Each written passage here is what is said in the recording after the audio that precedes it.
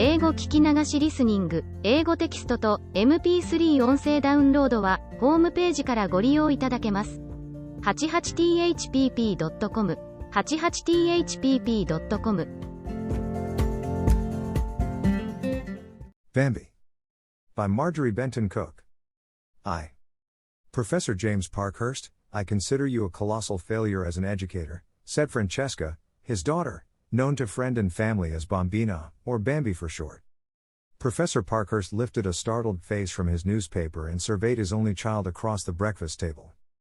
My dear, what causes this sweeping assertion of my incompetence? I do. Just what did you expect me to do when I grew up? Why, to be happy. That's the profession you intended me for? Who's to pay the piper? It's expensive to be happy and also unlucrative. I have always expected to support you until your husband claimed that privilege. Suppose I want a husband who can't support me? Dear me, that would be unfortunate. It is the first duty of a husband to support his wife. Old-fashioned husbands, yes, but not modern ones. Lots of men marry to be supported nowadays. How on earth could I support the man I love? You are not without talents, my dear. Talents? You almost said accomplishments. If you were not living in the Pliocene age, Professor James Parkhurst, you would know that accomplishments are a curse. Accomplishment is the only thing that counts. I can sing a little, play the piano a little, auction bridge a good deal, I can cook, and so fancy things. The only thing I can do well is to dance, and no real man wants to be supported by his wife's toes. The professor smiled mirthlessly.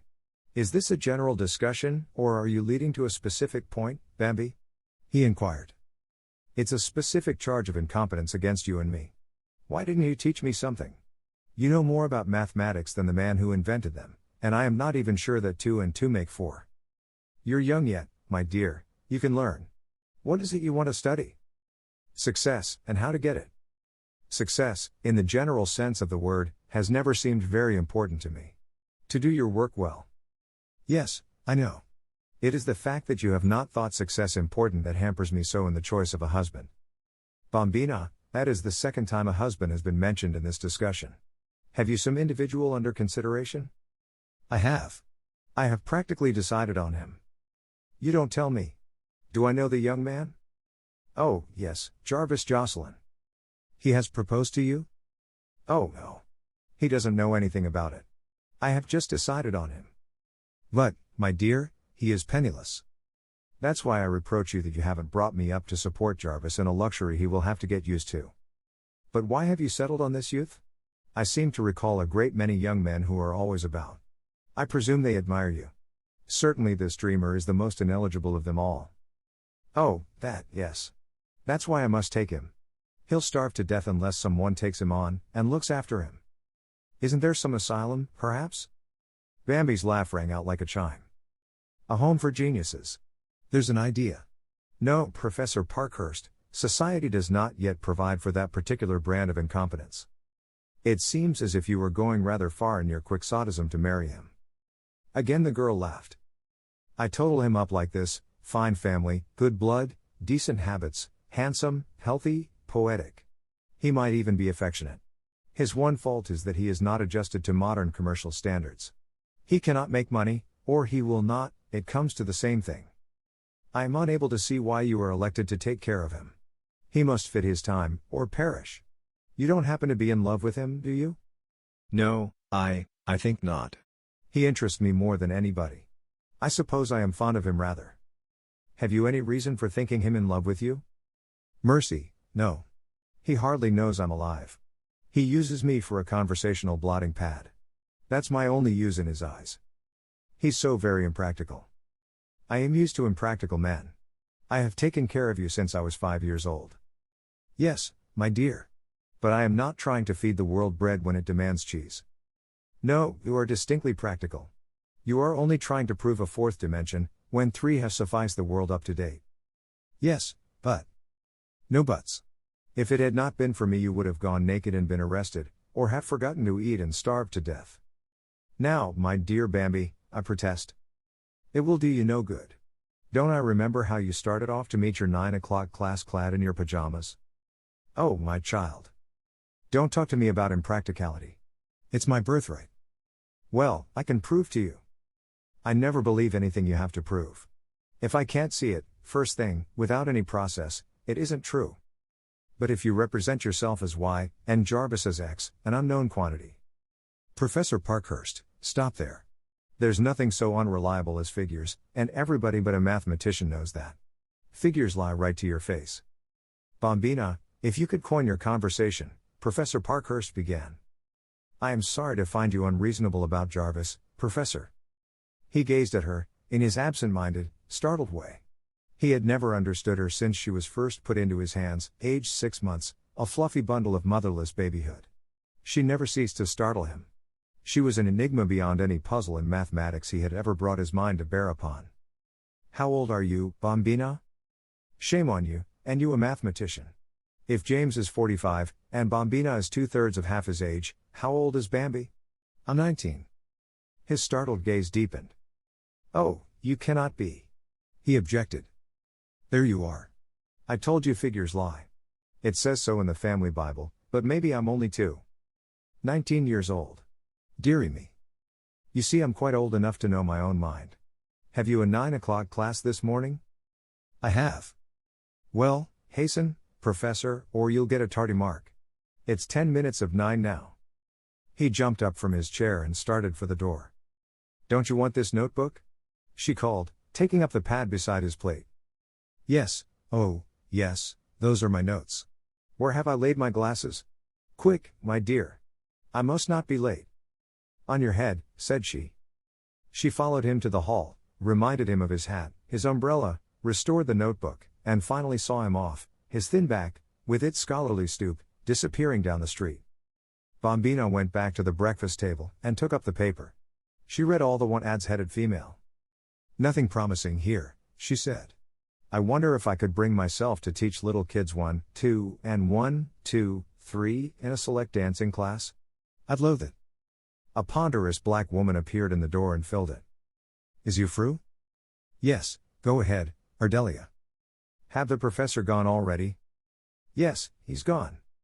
Well, he suddenly did tell me to remin him of Southern this mornin', and I can't exactly remember what it was. Was it important? Yes'm. Seemed like I remember he tell me it was important. Serves him right for not telling me. It suddenly am queer the way he can't remember. Seem like his hide so full of figures, or what you call them, ain't no room for nothing else. You and father get 0 in memory, that's sure. I ain't got no trouble that way, Miss Bambi. I remember everything, 'cepting what you tell me to remember. The dining room door flew open at this point, and a handsome youth, with his hair upstanding, and his clothes in a wrinkle, appeared on the threshold. Bambi rose and started for him. Jarvis! She exclaimed. What has happened? Where have you been? Sleeping in the garden. That's it, that's it. Dat was what I was to remin the professor of, dat a man was sleepin' in the garden. Sleeping in our garden? But why? Because of the filthy commercialism of this age. Here I am, at the climax of my big play, a revolutionary play, I tell you, teeming with new and vital ideas, for a people on the downslide, and a landlady, a puny, insignificant aunt of a female, interrupts me to demand money, and when I assure her, most politely, that I have none, she puts me out, actually puts me out. Bambi choked back a laugh. Why didn't you come here? I did. Your father refused to see me, he was working at his crazy figures. I burst in, and demanded you, but he couldn't remember where you had gone. What a pity. Well, I told him I would wait in the garden.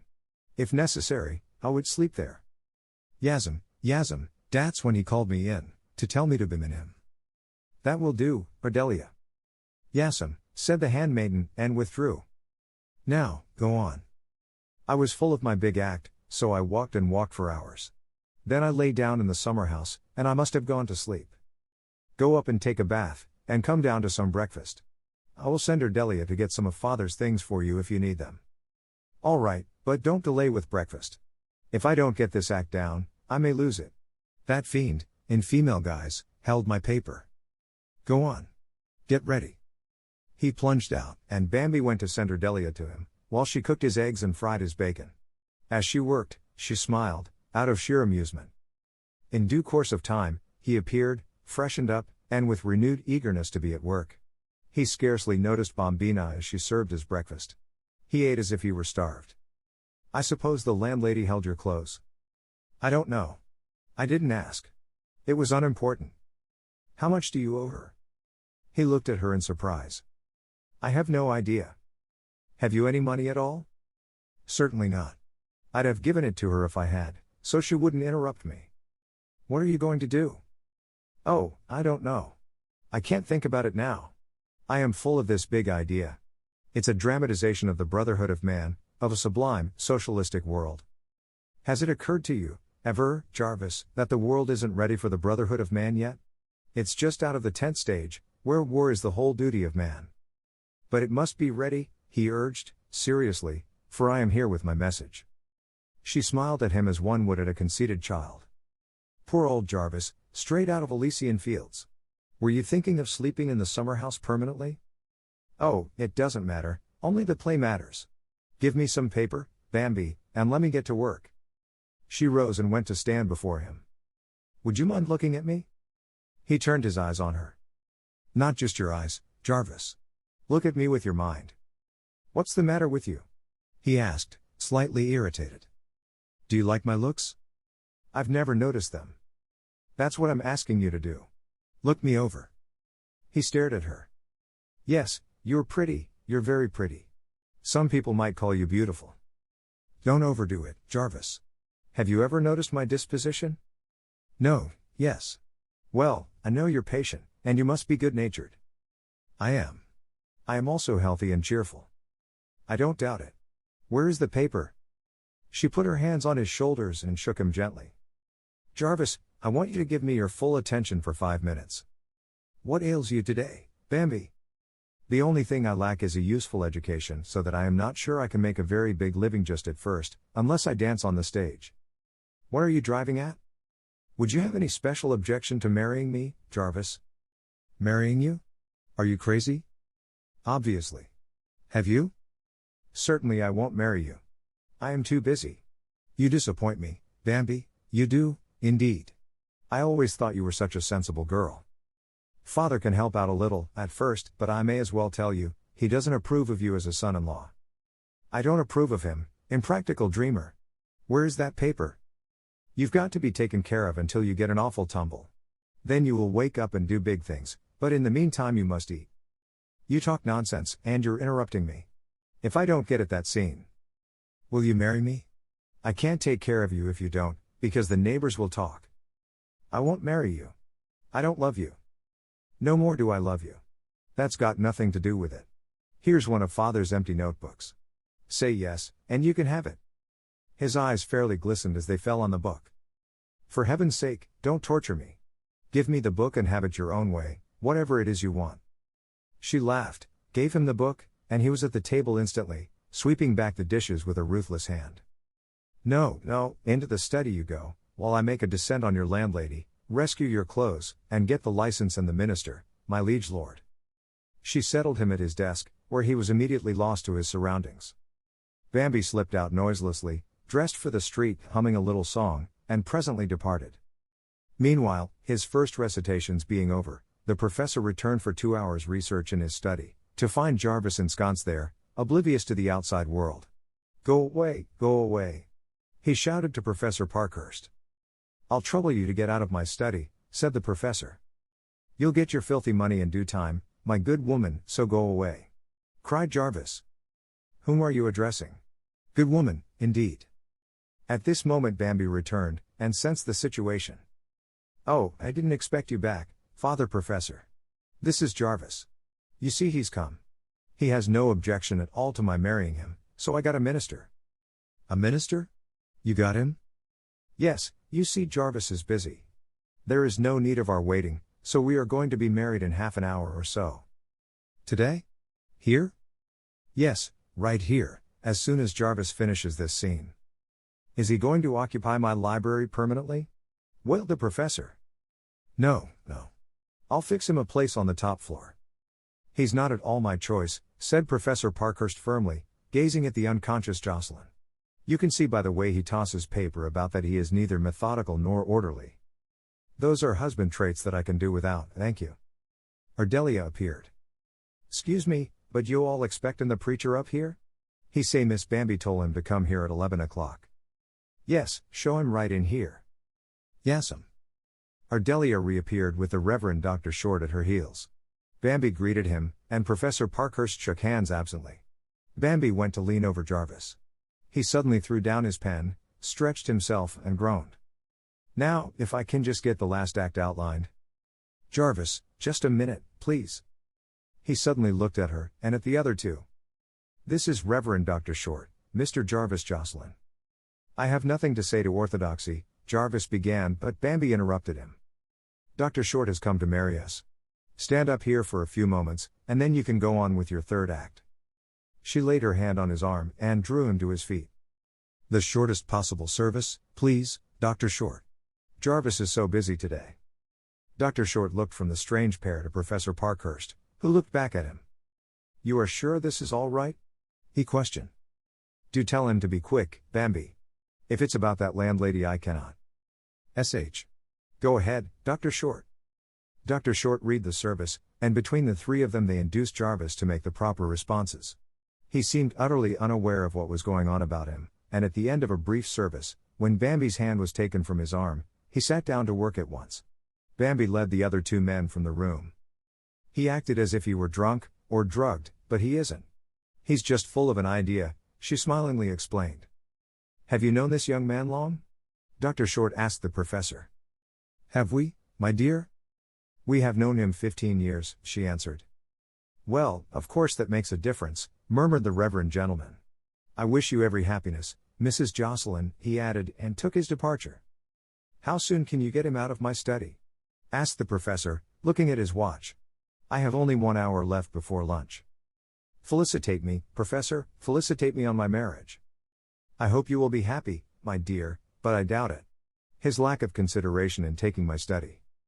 Bambina looked at him, and began to laugh. Peal followed peal of laughter until tears stood in her eyes. I'll go rescue the study, Herr Professor. Oh, this is too rich. Bernard Shaw ought to know about me, she laughed, as she tripped upstairs.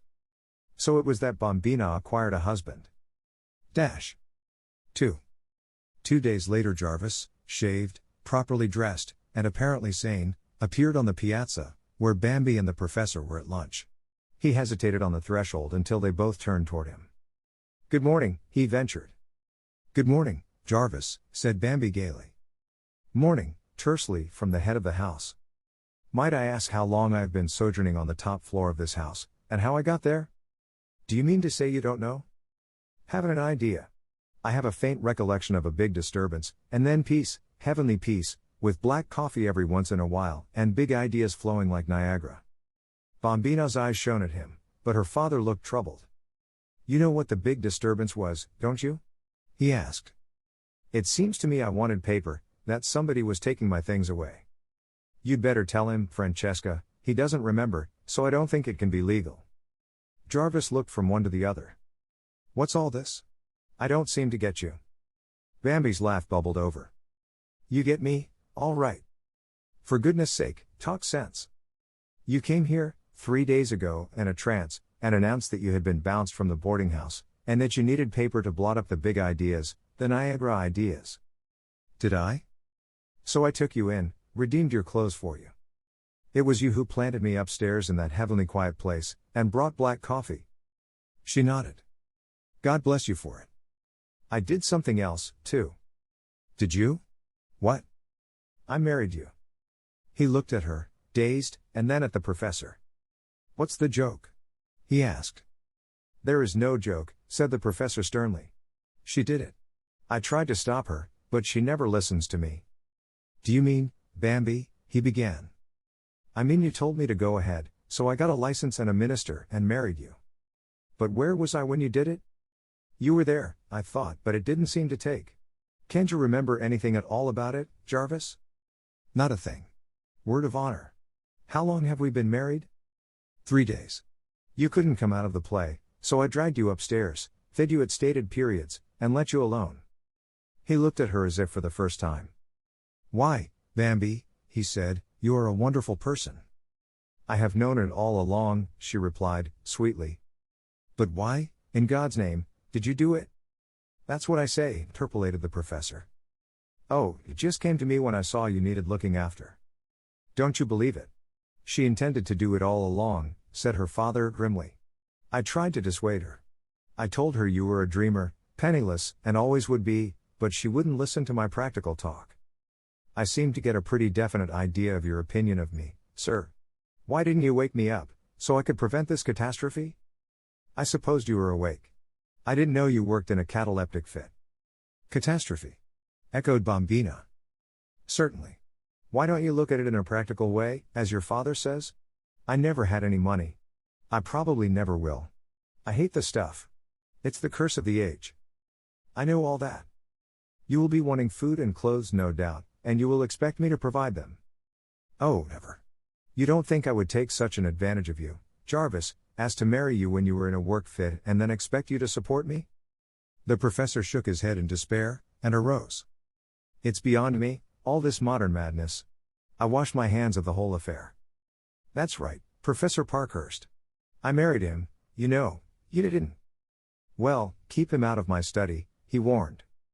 Then he gathered up his scattered belongings, and turned his absent gaze on Bambi. What is it I want? Oh, yes. Call Ardelia. Bambi rang, and Ardelia answered the summons. Ardelia, did I ask you to remind me of anything this morning? She scratched her head in deep thought. No, sa, not as I recollect. It was yesterday you told me to remin you, and I done forgot what it was. Ardelia, you are not entirely reliable, he remarked, as he passed her. No, sa. I ain't just what you call, she muttered, following him out. Bambi brought up the rear, chuckling over this daily controversy, which never failed to amuse her. When the front door slammed, she came back to where Jarvis sat, his untouched luncheon before him. He watched her closely as she flashed into the room, like some swift, vivid bird perching opposite him. I spoiled your luncheon, she laughed. Bambi, why did you do this thing? Good heavens, I don't know. I did it because I suppose. You wanted to marry me? He persisted. I thought I ought to. Somebody had to look after you, and I am used to looking after father. I like helpless men. So you were sorry for me? It was pity. Rubbish. I believe in you. If you have a chance to work out your salvation, you will be a big man. If you are hectored to death, you will kill yourself, or compromise, and that will be the end of you. You see that, you understand. He pushed back his chair and came to her. You think that little you can stand between me and these things that I must compromise with? She nodded at him brightly. He leaned over, took her two small hands, and leaned his face against them. Thank you, he said, simply, but I won't have it. Why not? Because I am not worth it. You saw me in a work fit. I'm a devil. I'm like one possessed. I swear and rave if I am interrupted. I can't eat nor sleep till I get the madness out of me.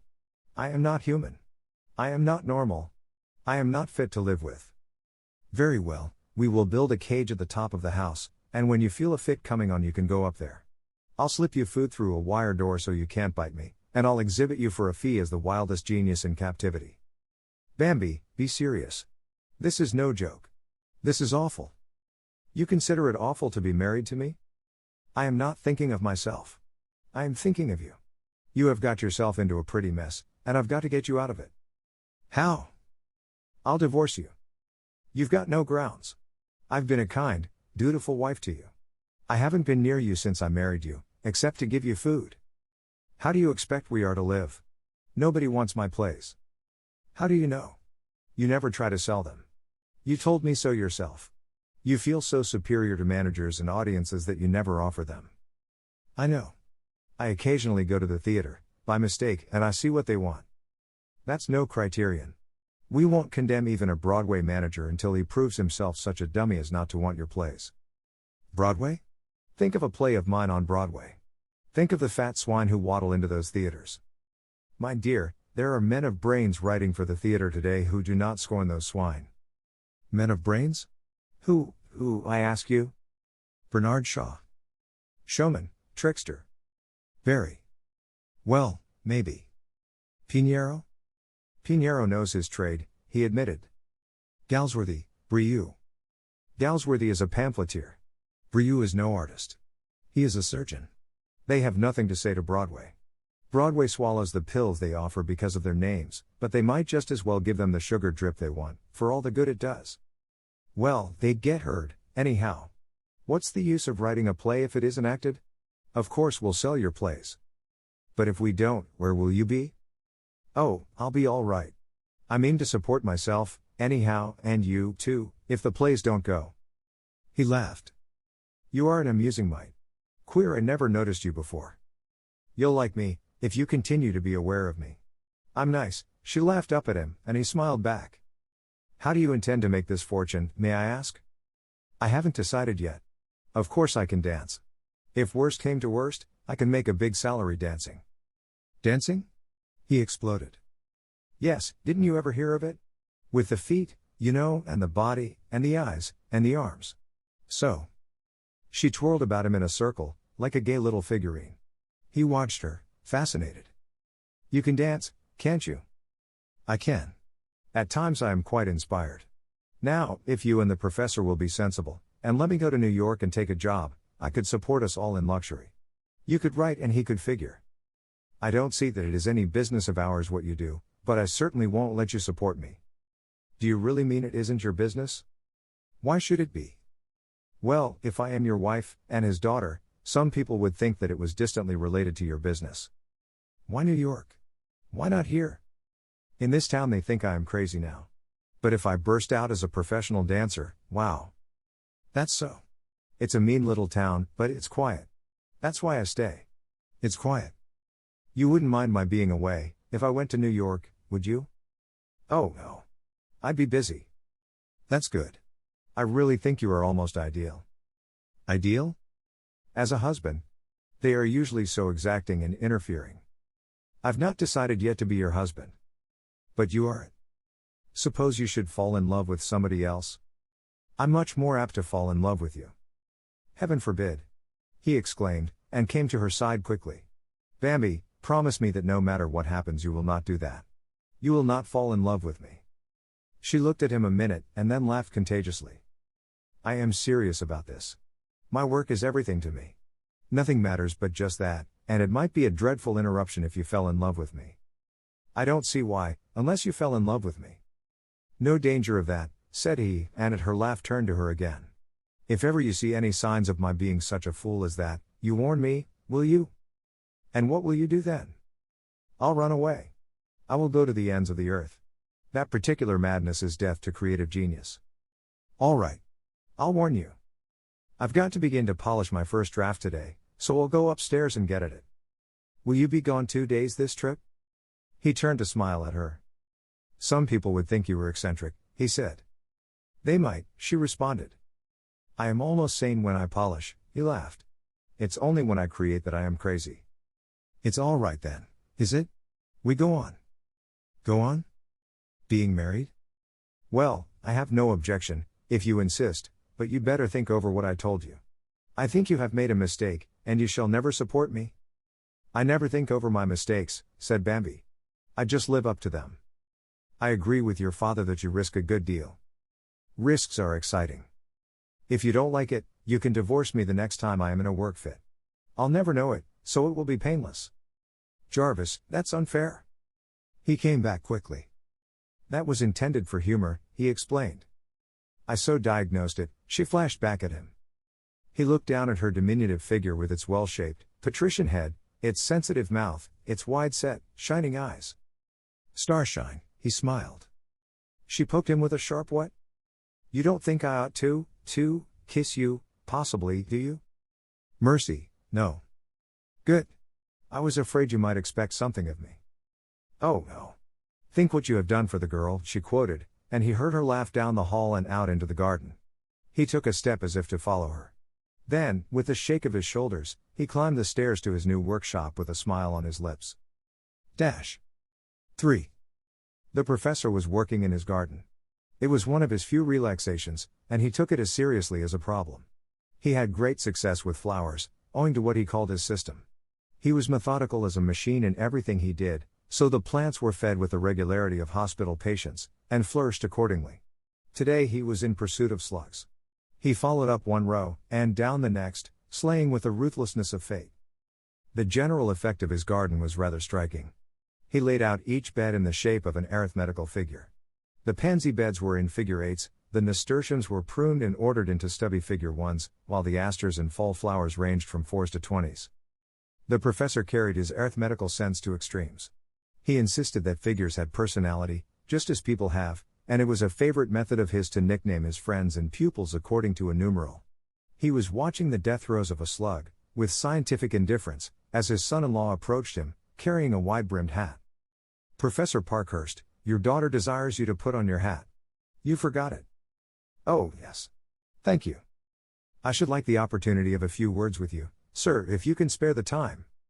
"Well, I cannot. My time is very precious. If you desire to walk along with me while I destroy these slugs, I will listen to what you say." He pursued his course, and Jarvis, perforce, followed. "I have been in your house for a week, now, Professor Parkhurst, and I have merely encountered you at meals."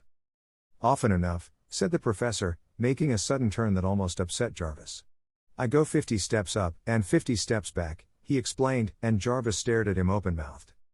"You count your steps?" he repeated. "Certainly, no matter what I do, I count. When I eat, when I sleep, walk, talk, think, I always count." "How awful. A human metronome. I must make a note of that." And Jarvis took out a notebook to make an entry. "You have the notebook habit?" snorted the professor. "Yes, I can't afford to waste ideas, suggestions, thoughts." "Bah! A most offensive habit. I gather, from your general attitude," Jarvis began again, "that you dislike me." "I neither like nor dislike you. I don't know you. You never will know me, at this rate. I am not sure that I care to." "Why not? What have you against me?" "You are not practical." "Do you consider yourself practical?" "I do. I am the acme of practical. I am mathematical." He slew another bug. "How can you do that?"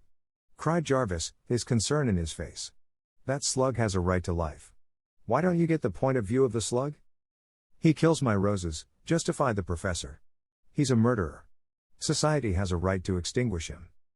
The old fallacy, a tooth for a tooth? "You'd sacrifice my roses to save this insect?"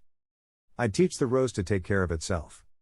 "You're crazy," he snapped, and walked on, Jarvis at his heels. "I didn't come to quarrel with you about our views of gardening, or of life. I realize that we have no common ground. You are of the past, and I am of the future. There is nobody more modern than I am," cried the professor. "Rubbish. No modern wastes his life in rows of inanimate numerals. We get out and work at humanity and its problems." "What are the problems of humanity?" "Food, employment, education, health. All of them mathematical. Economics is mathematical." "Well, I wish instead of teaching a few thousand students higher algebra that you had taught your own daughter a little common sense." "Common sense is not taught. It is a gift of the gods, like genius," said the professor. Jarvis glanced at him quickly, and took out the notebook. "Put that thing away!" shouted the professor. "I will not be annotated."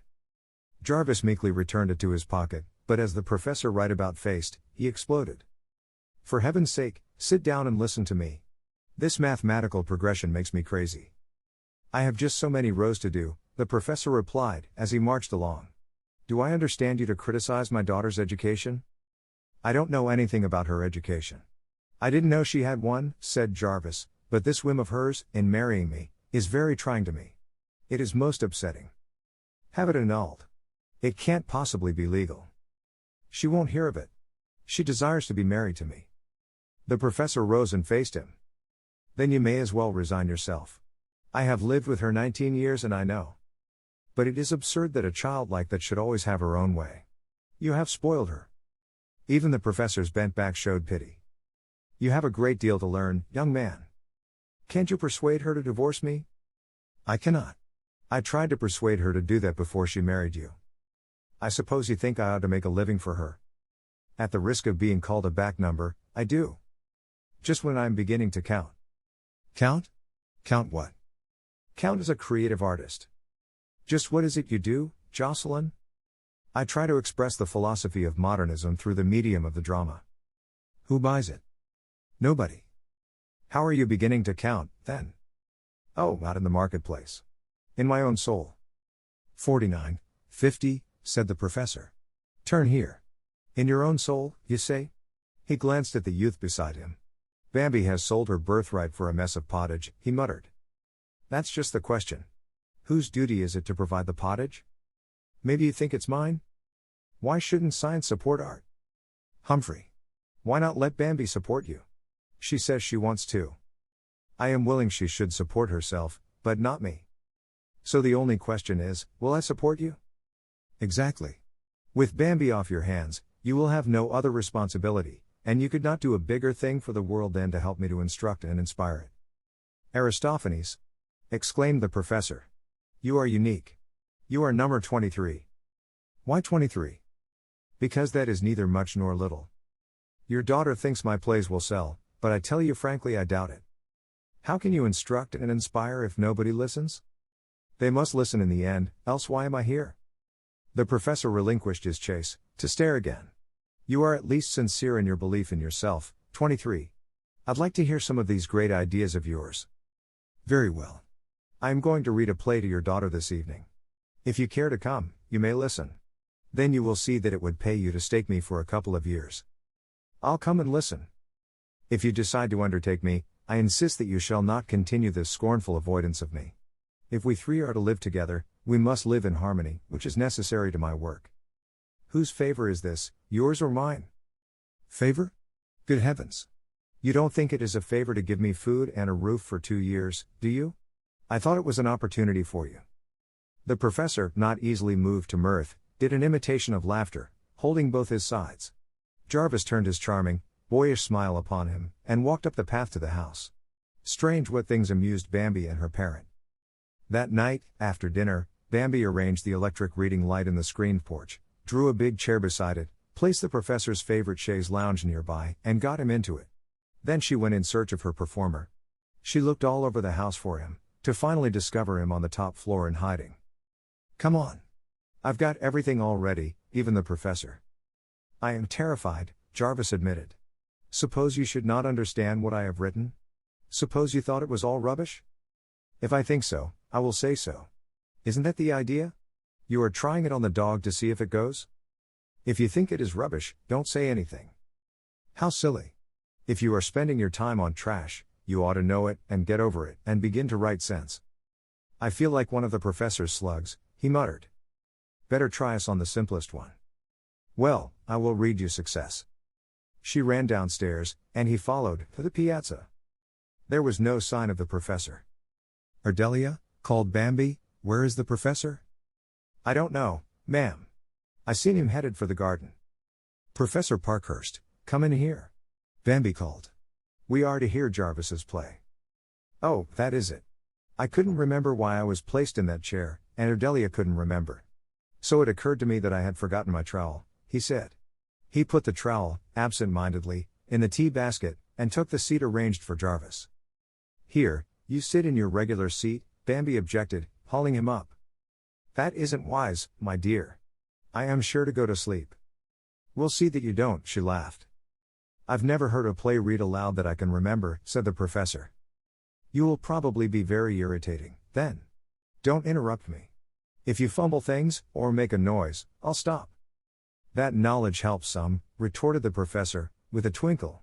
If I can't stand it, I'll whistle. Be quiet, said his daughter. Go ahead, Jarvis. What is this play supposed to be about? Professor Parkhurst inquired.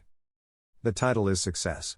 It is about a woman who sold herself for success, and paid with her soul. Is it a comedy? Good Lord, no. I don't try to make people laugh. I make them think. Go ahead.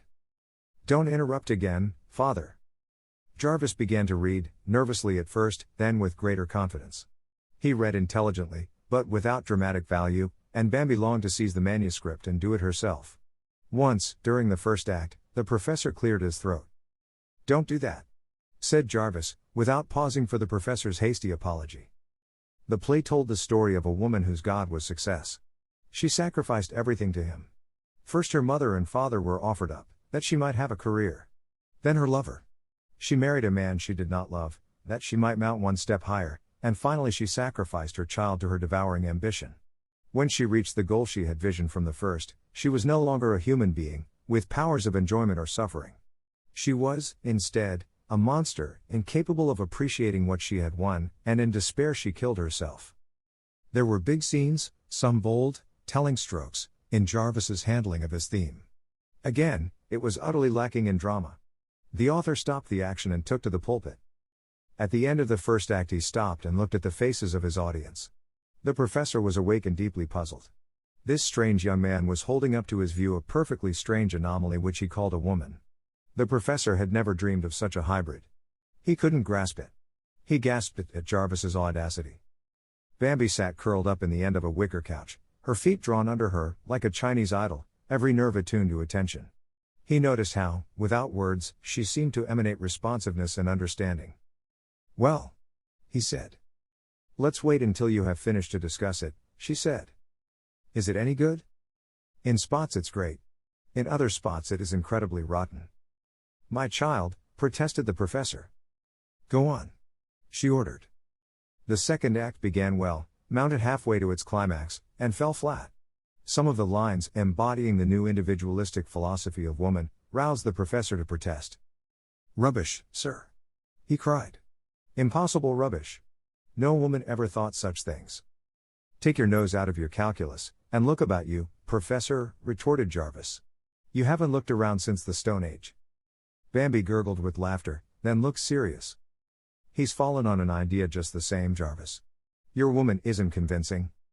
"But she's true," he protested. "We don't care a fig whether she's true, unless she's true to us," she answered him. "Go on with your last act." "You don't like it, what's the use?" "Don't be silly. I am deeply interested. Go on." He began a little hopelessly, feeling the atmosphere, by that subtle sense that makes the creative artist like a sensitive plant where his work is at stake. The third act failed to ascend, or to resolve the situation. He merely carried it as far as it interested him, and then dropped it. As he closed the manuscript, Bambi reached out her hand for it. "Give it to me, in my hand," she ordered.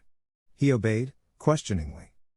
"I feel as if it was such a big thing, mangled and bleeding. I want to hold it and help it." "Mangled?" "Yes. Don't you feel it? She isn't a woman. She's a monster. You don't believe her. You won't believe her, because you hate her. But she's true. She lives today. She is the woman of now," he repeated. "No, no, no. Woman may approximate this, but she doesn't reason it out. Let her be fine, and big, and righteously ambitious. Make us sympathize with her. But I am preaching against her. All the better. Make her a tragedy. Show the futility of it all. She didn't kill herself. You killed her." "Do you write plays?" he asked her. "No, but I feel drama. This is big, but it is all man psychology. You don't know your woman." "I should hope not," said the professor. "You needn't tell me there are such women in the world. She is worse than Lucretia Borgia." "Of course she is in the world, Father Professor. You haven't looked at a woman since Mother died, 19 years ago, so you are not strictly up to date. I have hundreds of young women in my classes." "Learning Euclid," interpolated Jarvis.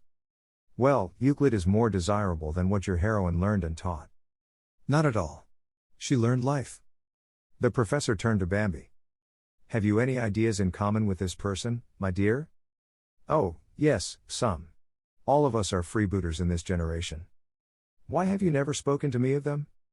"Oh, Professor, I never bother you with ideas. Jarvis, I think if you do it over, you could sell it." "I hate doing things over, the spontaneity all gone." "Well, you've got to do it over, that's all. You've murdered that woman, and it is wicked. She must be resuscitated and given another chance. Will you help me?" She looked at him with a quick flash of pleasure. "Oh, I would so love to.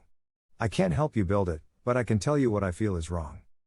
We will begin tomorrow." "Are all your works as extreme as this?" queried the professor.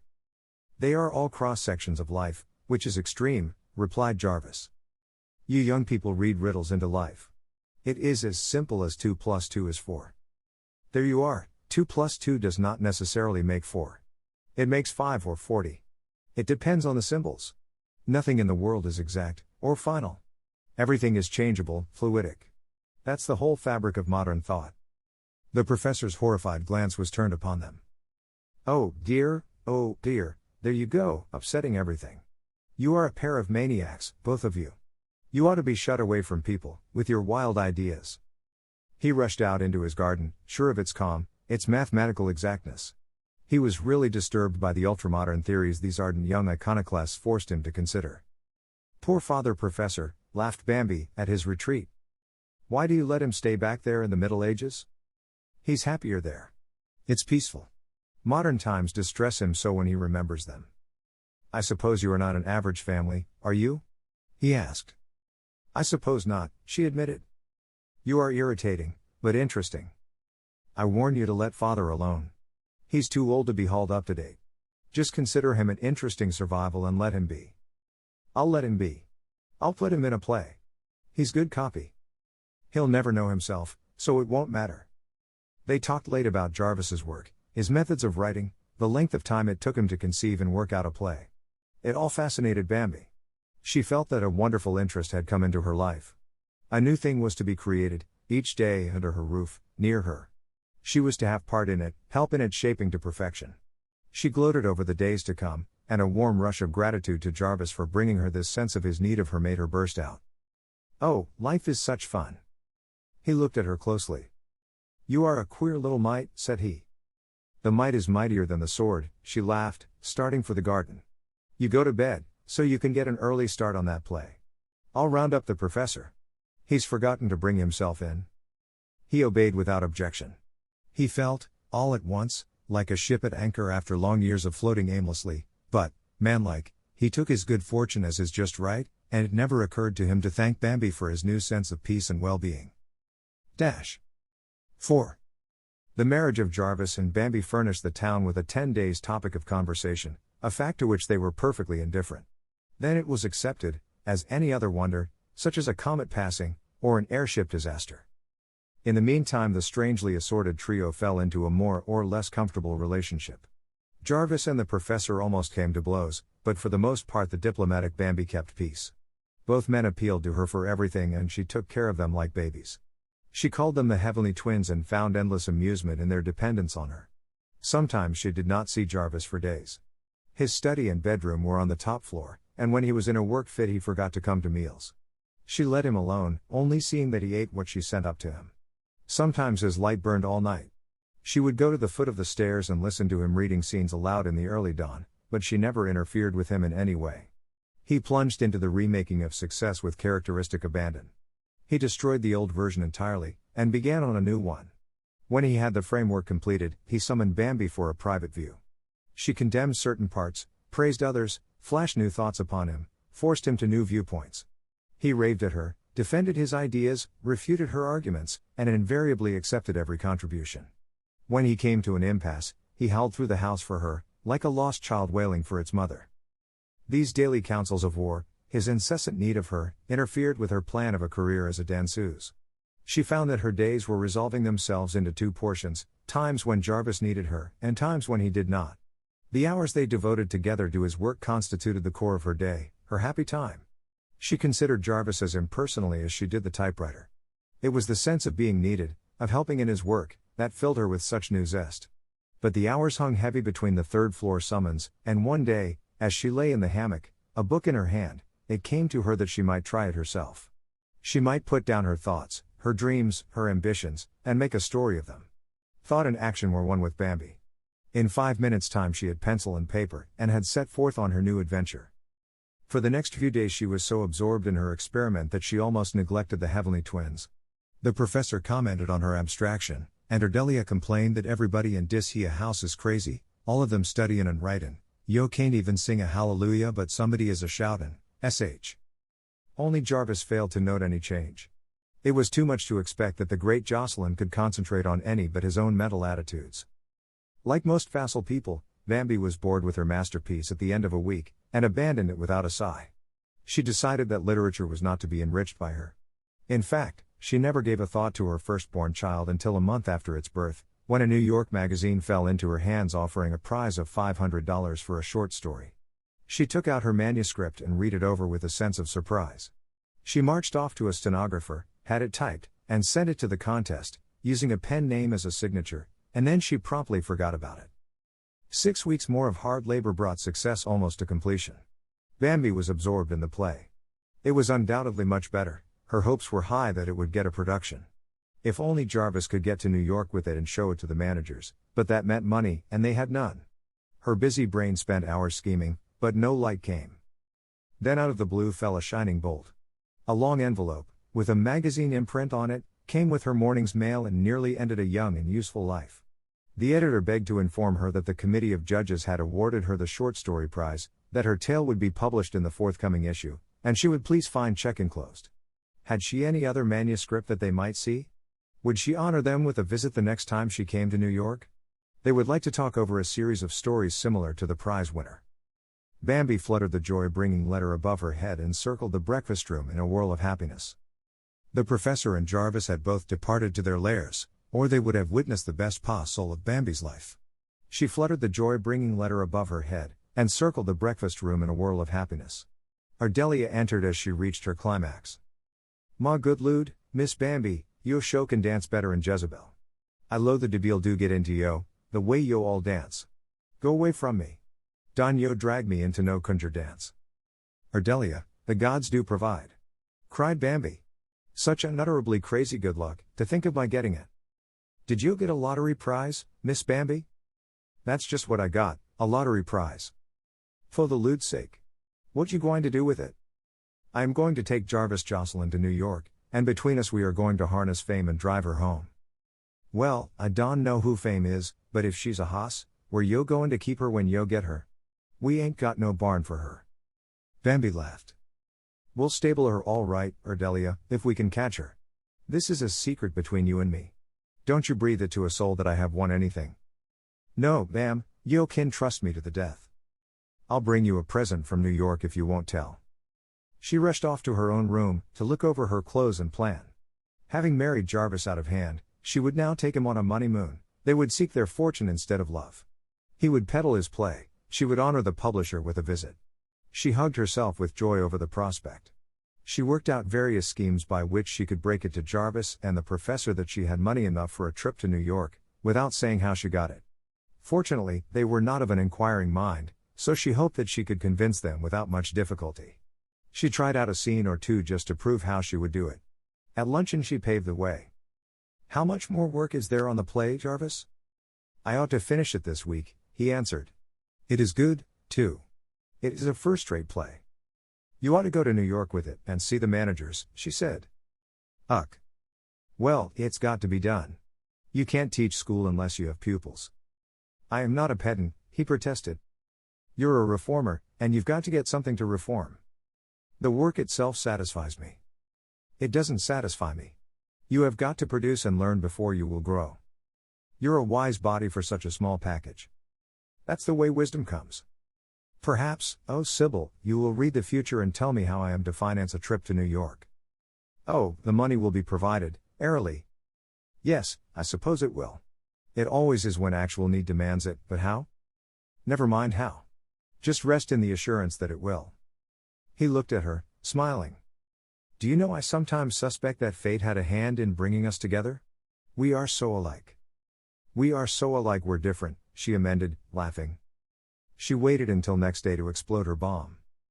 "I think if you finish up the play this week, Jarvis, we can have it typed early next week, and get off to New York on Friday or Saturday."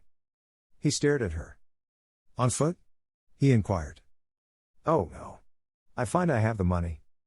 "You find you have it? You had that much and didn't know it?" He exploded so loudly that the professor came to, and paid attention. "I am careless about these things," Bambi murmured. "What's all this?" queried the professor. "What I can't see is that if you had money enough to pay up my board bill, why you married me," continued Jarvis. "Just one of my whims." "I am so whimsical," retorted Bambi. "Would you mind telling me?" begged the professor. "She's got money enough to take us to New York," repeated Jarvis. "Thank you. I don't wish to go to that terrible place. Of all the distressing, improbable places, New York is the worst," replied Professor Parkhurst. "Be calm, Professor. I was not planning to take you," soothed his daughter. "But what is to be done with me?" he inquired, anxiously. "You are to be left the one sole duty of Ardelia, to be overfed and pampered until you aren't fit to live with. But you can't go off alone with Jarvis." "Why not? I am married to him. Yes, I suppose you are, but you seem so unmarried, he objected. We will have to practice up a few married poses, Jarvis. You must not act so interested in me. Father says we don't act married. I am not in the least interested in you, Jarvis defended himself, valiantly. There, Father, could anything be more husband-like? Where did you get the money, Jarvis? The professor asked. I didn't get it. She got it. Why, my dear, protested her father, where did you get any money? I have turned lady burglar. What? Cheer up. It's butter and eggs money. Butter and eggs money? Repeated Jarvis. Certainly. The downtrodden farmer's wife always gives up her butter and eggs money to save the family fortunes, or build a new barn. What are you talking about? Interrupted the professor. I don't know why the fact that I have a little money saved up should start a riot in this family. I have to go to New York on business, and as Jarvis has to go to see managers about success, I merely propose that we go together. What business have you in New York, my dear? My own, Professor Darling. Excuse me, he hastened to add. Certainly, she replied, blithely. I hate New York, said Jarvis. How long do you suppose we will have to stay? I adore New York, and we will stay as long as the money holds out. Would you mind stating, in round figures, how much you have? The professor remarked. I would. I detest figures, round or oblong. I have enough. I hope you won't get there, and then call on me for a supply, as you usually do, my dear. I am a little short this spring. You two have no confidence in me. If you will just put your trust in Bambi, I'll mend the fortunes of this family so you will never be able to find the patch. The two men laughed in spite of themselves, and the matter was dropped, but Bambi herself took the manuscript of success to the stenographer, with strict orders as to a time limit. She led Jarvis, protesting, to a tailor's, to order a suit of clothes. She restocked him in collars, shirts, and ties. In fact, she handled the situation like a diplomat, buying the railroad tickets with a thrill of anticipation. Jarvis made no protest at all, until the night before they were to start. He came to her and offered her a little black notebook. What is this? I want you to put down every cent we spend. This is a loan, you understand. It's a gift from the gods. Go offer libations. I don't want your old debit and credit book. He laid his hand on her shoulder, and looked into her shining eyes. Good little fairy, he said, I want to put some gold dust in the pot, too. Wait until we get to the end of the rainbow. Just keep a record for me. My mind is such a sieve, he said, offering the spurned black book. All right. Give me the Black Maria. I will ride your figures in it. That was a pun. You ought to be spanked. Oh, Jarvis, isn't it fun? She cried to him. Is it? I feel that turning salesman and approaching a manager is like marching to the block. Poor old dreamer. Suppose you stay home and let me peddle the play. Not much. I will shoulder my own pack. I feel like a crusader myself. I'd rather be me than anybody on earth. The most extraordinary thing about you is your rapture, he commented, seriously. She ran away, singing then long and folk to go on pilgrimages. The next day they set forth on their journey. Bambi left lists all over the house as reminders for the professor. Ardelia had orders enough to maneuver an army. The professor went to the station with them, and absent-mindedly kissed Jarvis goodbye, which infuriated his victim and nearly sent Bambi into hysterics. As the train pulled out, she leaned from the window and called, Go home, now, Professor. And with a mechanical jerk he turned and started off in the direction indicated. I never leave him with any comfort, she admitted to Jarvis. He is so apt to mislay himself. He always makes me think of a mechanical toy, ever since he told me that he always counted whatever he did. I am sure that you wind him up, like a watch, every night. Poor old dear. Funny I should have chosen him for a father, isn't it? I think your choice of relations is distinctly queer. My Queer Relations. That's a good title. Everybody would understand it at once. Thank heaven, I haven't any, queer or otherwise. Didn't you ever have any? No. Just growed? He nodded. I remember a funny old man you lived with, when I first knew you. Wasn't he a relative? No, he found me someplace. What's the difference? Do you care? No, I'm glad. I am sure I couldn't abide in-laws. Over the luncheon table he suddenly looked at her, as if for the first time. He noticed that all the eyes in the crowded diner were upon her. What's the matter? She asked, intercepting his glance. Do people always stare at you? He inquired. She swept the car with an indifferent glance. I don't know. I never noticed. It's queer for us to be going off like this, he said, in a startled tone. It seems perfectly natural to me. Are you embarrassed? She asked, suddenly aware of a new quality in him. No, certainly not, he defended himself. It was 5 o'clock when they drew into Grand Central Station, a time when the whole duty of man seems to be to get out of New York and into the suburbs. An army of ants ran through the great blue vaulted rotunda, streaming into the narrow tunnels, where the steel horses were puffing and steaming. The sense of rushing waters was upon Jarvis. He halted, stunned and helpless. Isn't it great? All the tribes of Shem, Ham, and Japhet, cried Bambi, at his elbow. She piloted him through, big, powerful, bewildered Jarvis. Many a hurrying suburbanite slowed up enough to look after them, the tall, blonde giant, and a little girl with shining eyes. Where are we going? Jarvis asked, with childlike confidence that she would know. Gramercy Park. We'll put up at a club. We'll act rich and take a taxi. She ordered the driver to go down the avenue slowly, and as he jolted around the crowded corner of 42nd Street, onto the smooth asphalt, Bambi leaned forward eagerly. Good evening, Mrs. New York, and all you people out there. We're here, Jarvis and I. Good evening, home of the books, she nodded to the library. Good evening, Mrs. New York, and all you people there. We're here, Jarvis and I. She turned and caught his rare smile. You're happy, aren't you? He remarked. Perfectly. I feel as if I were breathing electricity. Don't you like all these people? No, I feel that there are too many of them. There should be half as many, and better done. Until we learn not to breed like rabbits, we will never accomplish a creditable race. Such good-looking rabbits though, Jarvis. Yes. Sleek and empty-headed. All hopping uptown, to nibble something, she chuckled. Life is such foolishness, he said, in disgust. Oh no. Life is such ecstasy, she threw back at him, as the cab drew up to the clubhouse door. Dash. V. Bambi was out of bed and at her window the next morning early. Her room faced on Gramercy Park, and the early morning sun fell across the little square so sacred to the memory of past glories, and bathed the trees in their new green drapery with a soft, impressionistic color. Her eyes swept around the square, hastening over the great white apartment buildings, our modern atrocities, to linger over the old houses, which her swift imagination peopled with the fashion and pomp of another day. Spring in the city. Breathed Bambi. Spring in New York. She was tempted to run to Jarvis's door and tap him awake, to drink it in too, but she remembered that Jarvis did not care for the fleshpots, so she enjoyed her early hour alone. It was very quiet in the park, only an occasional milk wagon rattled down the street. There is a sort of hush that comes at that hour, even in New York. The early traffic is out of the way. The day's work is not yet begun. There comes a pause before the opening gun is fired in the warfare of the day.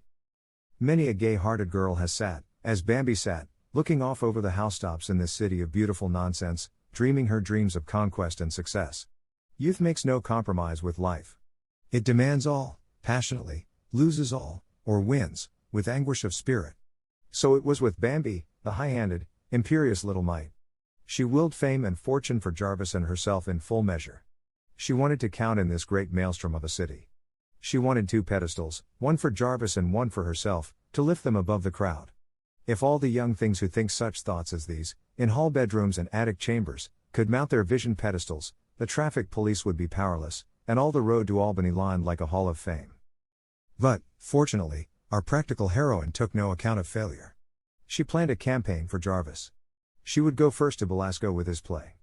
Mr. Belasco would receive him at once, recognize a mastermind, and accept the play after an immediate hearing. Of course Jarvis would insist on reading his play aloud, so that Mr. Belasco might get the points clearly. He would come away with $1,000 advance royalty in his pocket, and then would come the delicious excitement of rehearsals, in which she would help. She saw Jarvis before the curtain making a first-night speech.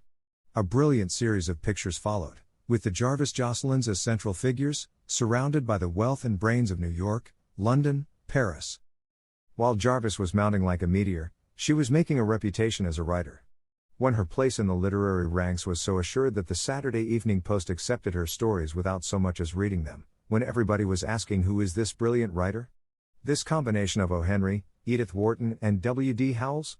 Then, and only then, would she come out from behind her nom de plume and assume her position as Mrs. Jarvis Jocelyn, wife of the famous playwright. So absorbed was she in her moving pictures that Jarvis's rap sounded to her like a cannon shot. "Yes? Who is it?" she called. "Jarvis," he answered. "Are you ready for breakfast?" "Just a minute," she prevaricated. "Wait for me in the library." She plunged into her tub and donned her clothes in record time. Fortunately, Jarvis did not fret over her tardiness. He was lost in an article on the drama in a current magazine.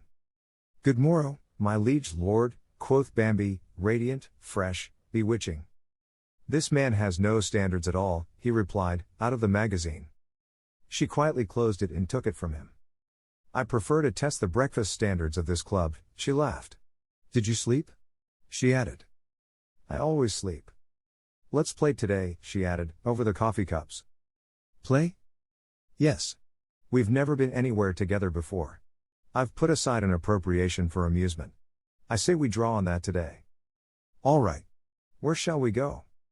"Let's go on top of the stage to Claremont for lunch, and then we might see some pictures this afternoon, dine here, and the theater tonight." "Had it all thought out, did you?" "What would you plan?" she inquired. "We will do my way tomorrow, and your way today," he said. "All right. I promise to enjoy your way if you will promise to enjoy mine, not just endure it scornfully." "You must think I'm a bore." "No. But I think that until you learn that an artist cannot afford to scorn any phase of life that is human, you will never do great work." He looked at her keenly. "Fifth Avenue isn't human. It's an imitation," he objected. "You're very young, Jarvis," she commented. "Upon my soul," he laughed, so spontaneously that an old fogey at the next table said audibly to his waitress, "Bride and groom," and for some reason Bambi resented it with a flare of color. "It's true," she continued, "until you realize that Fifth Avenue and the Bowery are as inevitable as the two ends of the teeter-totter, you won't see the picture true." "Sometimes you show a most surprising poise," he granted her. "But of course you are not the stuff of which creative artists are made." She chuckled, and patted her bag where the billfold lay, with its crisp hundreds due to some imitation of creative impulse. "Just where, and in what, am I lacking?" she asked, most humbly. A creative artist would not care a fig for truth. He creates an impression of truth out of a lie if necessary. "But I am in the direct line from Ananias," she protested. "I inherit creative talent of that brand." So they laughed and chattered, in the first real companionship they had ever known. True to plan, they ascended the stage at 18th Street, Bambi in a flutter of happiness. As the panorama of that most fascinating highway unrolled before them, she constantly touched this and that and the other object with the wand of her vivid imagination.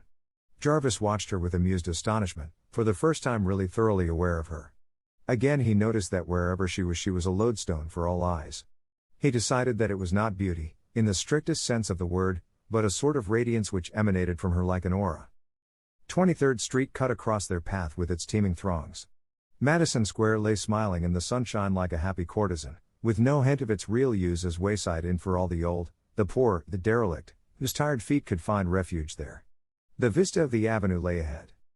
"It's like a necklace of sparkling pearls," Bambi said, with incessant craning of her neck.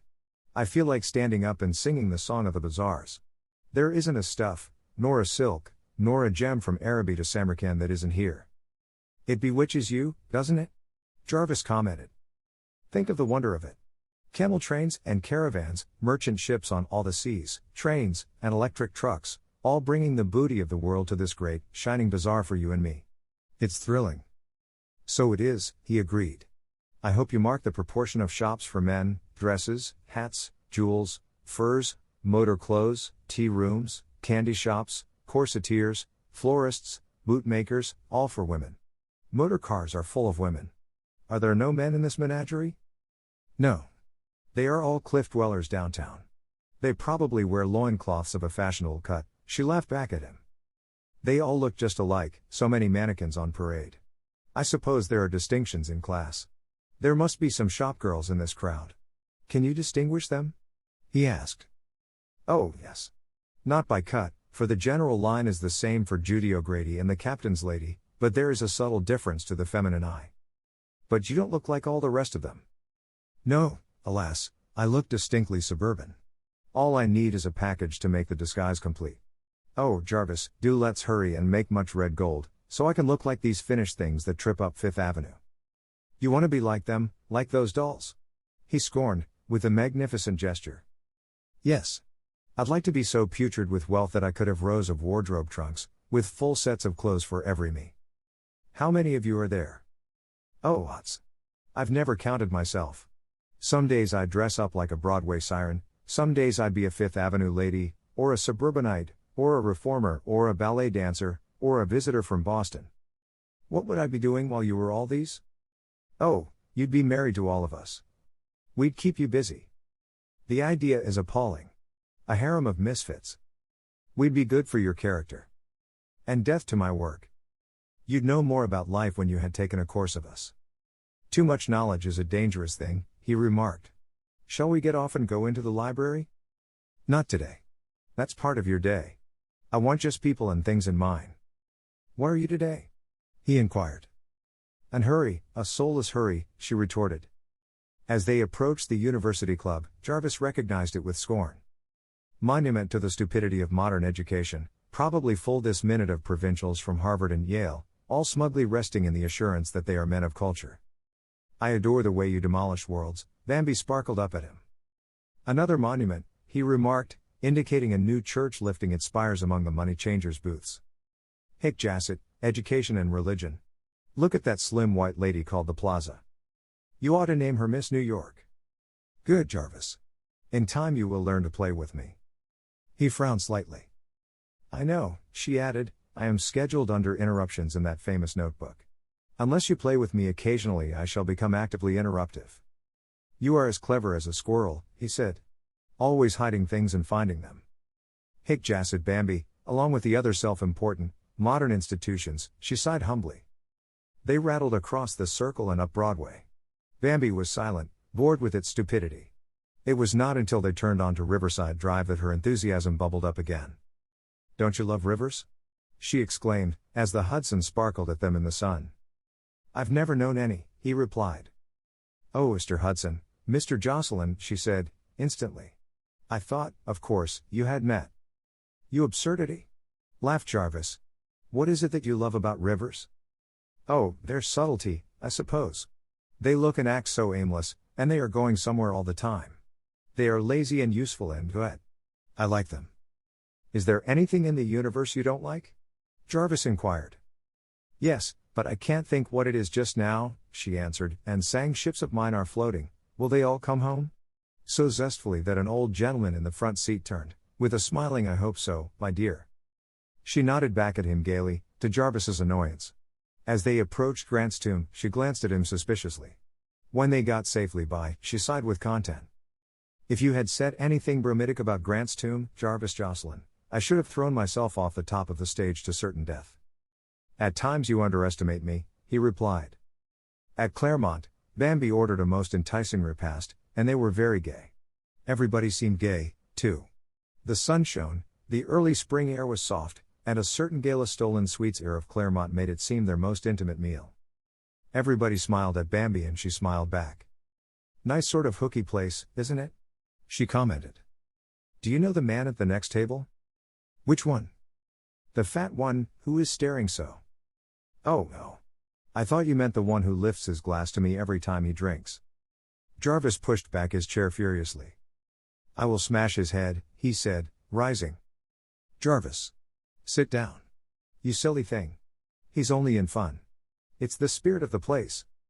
I won't have you toasted by strange men, he thundered. All right. I'll make a face at him next time, she said, soothingly, but somewhere, down in the depths of her being, where her cave ancestor lurked, she was pleased. As they finished their coffee, Bambi picked up the check, which the waiter laid beside Jarvis's plate. Do you mind my paying it? Would you rather do it? Certainly not. It's your money. Why should I pretend about it? She could have hugged him for it. Instead, she overfed the waiter. It's too heavenly, out of doors, for pictures, after all, she said, as they came out onto the drive. What shall we do? Let's get that double-decker again, and ride until we come to the end of the world. Righto. Here it comes, now. Downtown they went, to Washington Square, where they dismounted, to wander off at random. All at once they were in another world. It was like an Alice in Wonderland adventure. They stepped out of the quiet of the green, shady quadrangle into a narrow street, swarming with life. Innumerable children, Everywhere, shrieking and running at games. Fat mothers and babies along the curb, bargaining with pushcart men.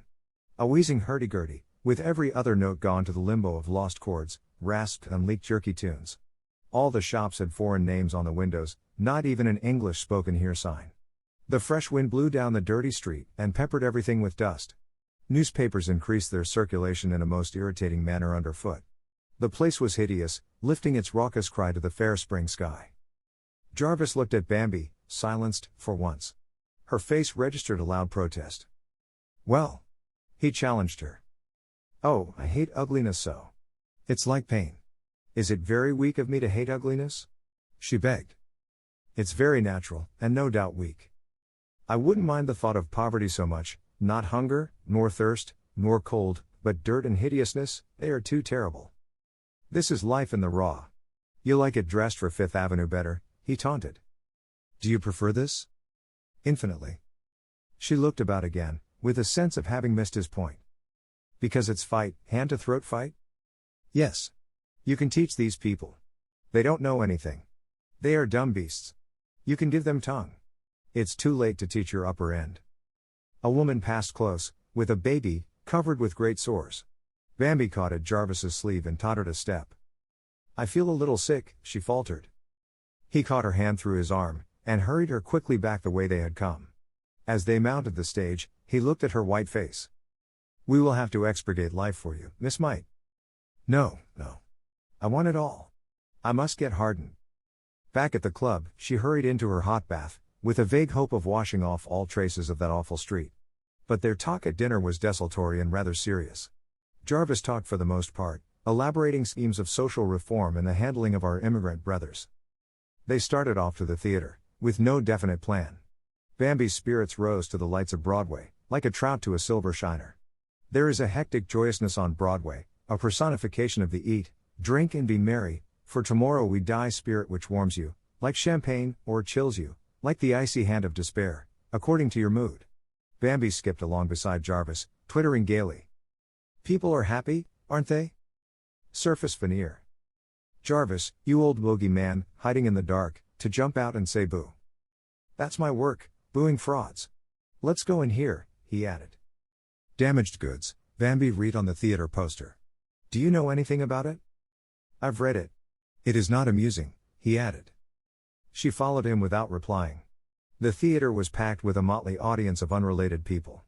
Professors and their wives, reformers, writers, mothers with adolescent sons, mothers with young daughters, what, in Broadway parlance, is called a highbrow audience, a striking group of people gathered together to mark a daring experiment of our audacious times, a surgical clinic on a social sore, up to this moment hidden, neglected, whispered about. Bambi came to it with an open mind. She had heard of Brieux, his dramatic tracks, but she had not seen the text of this play, nor was she prepared for it. The first act horrified her into silence during the whole intermission. The second act racked her with sobs, and the last act piled up the agony to the breaking point. They made their way out to the street, part of that quiet audience which scarcely spoke, so deep was the impression of the play. Broadway glared and grinned and gambled, goat-like. Bambi clung to Jarvis tightly. He looked down at her swollen face, red eyes, and bewildered mouth without a word. He put her into a taxicab and got in after her. In silence she looked out at the glittering white way. "The veneer is all rubbed off. I can see only bones," she said, and caught her breath in a sob. Jarvis awkwardly took her hand and patted it. "I am sorry we went to that play tonight. You must not feel things so," he added. "Didn't you feel it?" "I felt it, didactically, but not dramatically. It's a big sermon and a poor play. I feel as if I had had an appendicitis operation, and I am glad it is over. I must meet young Richard Bennett. He has contributed to the big issues of the day. He's a fine actor. He must be an intelligent man." For the rest of the way they drove in silence. "Tired?" Jarvis asked as they neared the club. She looked so little and crumpled, with all the shine drowned in her eyes. "Life has beaten me raw today," she answered him, with a shadowy smile. Vi. Bambi announced the next morning that she had to have an entire day in which to get over damaged goods. Jarvis was nothing loath to put off the evil hour when he was to start on his manager hunt. So they agreed on one more day of freedom. The clouds threatened, so they looked over the papers for an announcement of picture exhibitions, concerts, and lectures. The choice was bewildering. They finally decided on a morning lecture, at Berkeley Lyceum, entitled The Religion of the Democrat. They made their way to the little theater, in a leisurely manner, to find the street blocked with motor cars, the sidewalk and foyer crowded with fashionable women, fully half an hour before the lecture was announced. Distracted ushers tried to find places for the endless stream of ardent culturites, until even the stage was invaded and packed in solid rows. "This is astonishing," said Jarvis. "What on earth do these fine birds care for democracy?" "Must be the lecturer," said wise Bambi. "Humphrey. A little mental pap before they run on to lunch." The cackle and babble ceased suddenly as the chairman and lecturer appeared. After a few announcements, the leading man was introduced. Bambi was right. It was the man. You felt personality in the slow way he swept the audience with his eyes, in the charming, friendly smile, and the humor of his face. The women fairly purred. Jarvis grunted impatiently, and Bambi felt a sense of guilt for her ready response to this man, who had not yet spoken. Then he began, in a good, resonant voice, to hook this lecture to the one of the week before. "Oh, the course," Bambi whispered. Jarvis nodded. He wished he was well out of it. He hated the woman-idle kind of lecturer. Then a stray phrase caught his wandering attention, and he began to listen.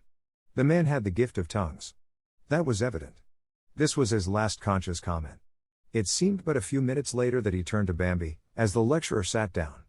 She sat forward in her chair, with that absorbed responsiveness he had marked in her before.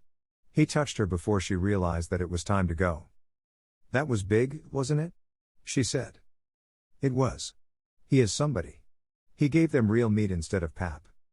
"And they liked it," Bambi said, reaching for her furs, her bag, and her umbrella, strewn under the seat in her trance. "That fellow is all right. He makes you feel that there are fine, big things to be done in the world, and that you must be about it, not tomorrow, but today," Jarvis said, as they pushed their way out. "I wonder what these women are doing about it?" Bambi speculated. "Talking." "Goo." She scoffed at him. They strolled, with the strollers, on the avenue. They ate what Jarvis dubbed a soupçon of lunch in a tea shop, and to elude a dribble of rain they betook themselves to the Armory, down on 17th Street, to the much-talked-of International Modern Art Exhibition. Adam and Eve, the first day in the garden, could not have been any more days than these two young things who had strayed in out of the rain. No sated sensibilities here, prodded by the constant shocks of metropolitan latest thing, but fresh, enthusiastic interest was their priceless possession. They wandered aimlessly through several rooms, until they emerged into the cubist and futurist sections and stood rooted to the floor with surprise and horror. "What are these?" Bambi demanded. "Damaged goods," Jarvis laughed, with a rare attempt at a joke. "Are they serious?" "Tragic, I should say." He looked about with an expression of amusement, but Bambi felt actual, physical nausea at the sight of the vivid blue and orange and purple. "It's wicked," she said, between closed teeth. "Let's sit down and try to get the idea," said Jarvis. "There isn't any idea." "Oh, yes, there must be. The directors would never get together an acre of these atrocities unless there was some excuse. It's low and degenerate. It's a school of hideousness. Come away. You go sit in another room if you like. I'm going to give these fellows a fair chance. Maybe they've got hold of something new.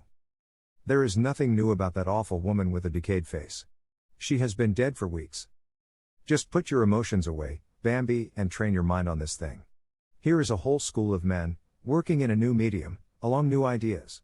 They can't all be crazy, you know. You like it?" "Of course I don't like it, but it interests me. I haven't read or heard anything about it, so it is a shock." "You shall not make for yourselves false images," she said, shaking her head.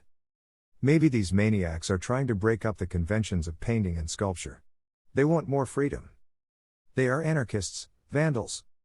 Possibly, but if they are necessary to the development of a bigger art expression, they ought to work in secret and exhibit in the dark. No. We have to be prepared for it. Our old standards have got to go. I feel as medieval as the professor. I never really understood him before. We ought to bring him here." "I think it would kill him," Bambi answered. They spent a couple of hours, and then went back to the club. For some reason the cubists had stirred Jarvis deeply. He divined something new and sincere, where Bambi felt only pose and degeneracy. "When you think of that awful street, and damaged goods, and that exhibit of horrors, all in 2 days, I don't wonder I feel like an old woman, she said. Suppose we stay in tonight? There is some kind of special meeting announced here, to discuss the drama. We might go in for a little while.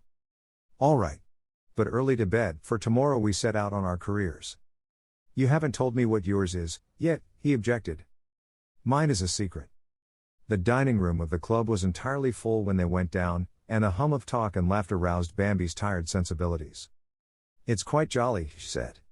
Some of the people look interesting, don't they? I talked to that little man, over there, with the red necktie, while I was waiting for you, and he has ideas. Lovely woman with him. They chatted personalities for a while. Seems ages since we left home, doesn't it? Yes. Big mental experiences obliterate time. The professor has forgotten to write, of course. He has probably forgotten us. Oh no. I feel that I am getting rather well acquainted with you, he nodded and smiled. How do you like me, now that you have met me? She teased. You are an interesting specimen oversensitized. Jarvis. She protested. I sound like a cubist picture. After dinner they drifted with the crowd into the art gallery, where they talked to several people who introduced themselves. It was very friendly and social. The lecturer they had heard in the morning was there. Jarvis went to speak to him and brought him back to Bambi. She found him jolly and responsive. She even dared to twit him about his feminine audience. People seated themselves in groups, and finally a chairman made some remarks about the modern drama and invited a discussion. A dramatic critic made cynical comment on the so-called uplift plays, which roused Jarvis to indignation. To Bambi's surprise, he was on his feet instantly and a torrent of words was spilled upon the dramatic critic. He held the attention closely, in an impassioned plea for thoughtful drama, not necessarily didactic, but the serious handling of vital problems in comedy, if necessary, or even in farce. It need not be such harrowing work as Brieux makes it, but if the man who had things to say could and would conquer the technique of dramatic writing, he would reach the biggest audiences that could be provided, which ought to pay him for the severity of his apprenticeship. Bambi thrilled with pride in him, his handsome face, his passionate idealism, and his eloquence. He sat down, amid much applause, and Bambi knew he had made his place among these clever people. He took some part in the discussion that followed, and when they went upstairs she marked the flush of excitement and the alive look of his face. I was proud of you, Jarvis, she said, as they stopped at her door. Nonsense. The man I talked against was a duffer, but this has been a great day, he said. This place stimulates you every minute. Tomorrow we move on Broadway, Captain Jocelyn. Get your forces in order to advance. Very good, General. Good night, sir. Good night. As she closed her door she skipped across the room.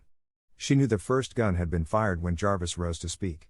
If she was to act as commander in the making of his career, she was glad she had a personality to work with.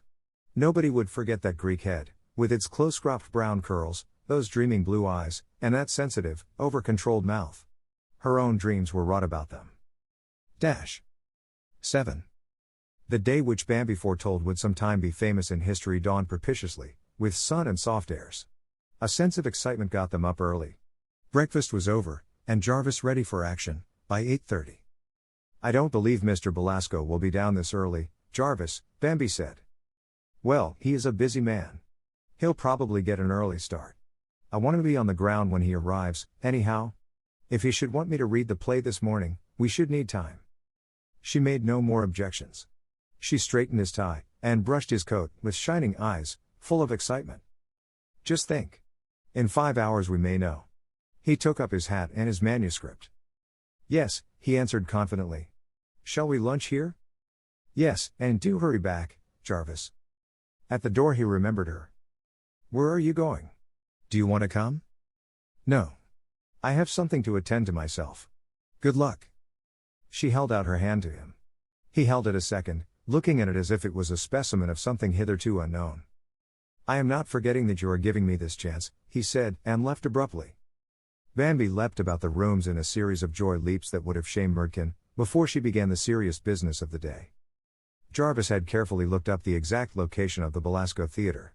He decided to walk uptown, in order to arrange his thoughts, and to make up his mind just how much and what he would say to Mr. Belasco. The stir, the people, the noise and the roar were unseen, unheard. He strolled along, towering above the crowd, a blond young Achilles, with many an admiring eye turned in his wake. None of the perquisites of success, so dear to Bambi's dreams, appealed to him. He saw himself, like John the Baptist, crying in the wilderness, which was the world, and all the people, and all the cities, were roused out of their lethargy and dull submission at his call, not to prayer, but to thought. It was a great mission he was upon, and even Broadway became consecrated ground. He walked far beyond the cross street of the theater in his absorption, so it was exactly 9:30 when he arrived at the box office. "I want to speak to Mr. Belasco," he said to the man there. "3 flights up." "Is there an elevator?" "Nah." He resented the man's grin, but he made no reply. He began to climb the long flights of dark stairs. Arrived at the top, the doors were all locked, so he was forced to descend again to the box office. "There is nobody up there," he said. "You didn't expect anybody to be there at this hour of the dawn, did you? What time does Mr. Belasco usually come?" "There is nothing usual about him. He is liable to land here any time between now and midnight, if he comes at all." "He doesn't come every day, then?" The man grinned. "Say, you're new to this game, ain't you? Sometimes he don't show up for days. The steno can tell you whether he is coming today." "The steno?" "Yes. The skirt that's in his office." "When does she come?" "Oh, about 10 or 11. "Thank you. Don't mention it." Jarvis made the ascent again. He stood about for nearly an hour before the office girl arrived. "Those stairs is the limit," she gasped. "You waiting for me?" "I am waiting for Mr. Belasco." "Oh. Appointment?" "No." "Got a letter to him?" "No." "What do you want to see him about?" "A job?" "No. About a play." She ushered him in, opened the windows, took off her hat, looked at herself in the mirror, while she patted her wonderful hair. She powdered her nose, fixed her neck ruffle, apparently oblivious of Jarvis. "What time do you expect Mr. Belasco?" "Goodness only knows." "Do you think he will come today?" "Far be it from me to say. But I wish to see him. Many a blonde has twirled his thumbs around here for weeks for the same reason. But I am only in New York for a little while." "I should worry," said she, opening her typewriter desk. "Give me your play. I'll see that it gets to him. I'd rather talk to him myself." "Suit yourself. I suppose I can wait here." "No charge for chairs," said the cheerful one. An hour passed, broken only by the click of the typewriter. Conventional overtures from the cheerful one being discouraged, she smashed the keys in sulky silence. From 11 to 12 things were considerably enlivened. Many sleek youths, of a type he had seen on Broadway, arrived. They saluted the cheerful one gaily as Sally and indulged in varying degrees of witty persiflage before the inevitable "the governor in?" "Nope." "Expect him today?" "I dunno." "Billy here?" "Dunno." "Thank you, little one." Sometimes they departed, sometimes they joined Jarvis's waiting party. Lovely ladies, and some not so lovely. Old and young, fat and thin, they climbed the many stairs and met their disappointment cheerfully. They usually fell upon Jack, or Billy, or Jim, of the waiters, who, in turn, fell upon Belle, or Susan, or Fay. "What are you with? How's business?" were always the first questions, followed by shop talk, unintelligible to Jarvis. One youth said that he had been to this office 10 successive mornings without getting an appointment. The others laughed, and one woman boasted that she had the record, for she had gone 28 times before she saw Froman, the last engagement she sought. "But he engaged me the 29th, she laughed. They impressed Jarvis as the lightest-hearted set he had ever encountered. They laughed over everything and nothing. By 1 o'clock Jarvis and the cheerful one were again in sole possession. "Don't you ever eat?" she asked him. "Oh, is it lunchtime?" he inquired. "Come out of the trance." She went through the entire performance before the mirror, in putting on her hat. "Shall I bring you anything, dearie?" she asked him, as she completed her toilette.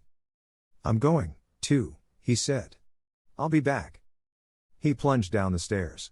When he reached the street he thought of Bambi's face when he returned with the announcement of his futile morning.